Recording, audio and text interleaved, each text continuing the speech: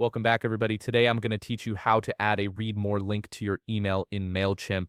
This is a great way to keep your emails concise while still giving subscribers the option to dive deeper into your content. Let's get started. First, open a web browser and navigate to Mailchimp.com. Once you're on the homepage, click on the Sign In button and enter your account credentials to access your Mailchimp dashboard. This is where you'll manage all your email campaigns and subscriber lists. After signing in, look to the left navigation panel and click on Campaigns. From here, you have two options. You can either select an existing campaign that you'd like to edit, or if you're starting fresh, click on Create Campaign and choose Email. This flexibility allows you to add the Read More feature to any email you're working on. Next, click on Design Email to enter the email editor. If you're working with an existing template, simply open the template you want to modify. The email editor is where all the magic happens, giving you full control over your email's layout and content. Now, in the editor, decide where you want to add your Read More block. This is typically after a preview or teaser of your content. Drag a new content block into position. This action creates the space where your Read More element will live.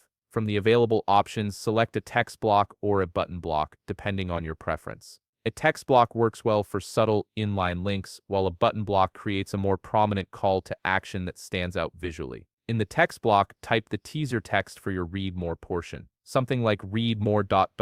works perfectly to entice readers to click through. This brief snippet should give just enough information to spark curiosity. If you're using a text block, highlight the teaser text you just typed and click the link icon in the toolbar. This opens up the linking options where you can direct readers to your full content. In the URL field that appears, paste the link to the full article or content you want readers to view, then click Save.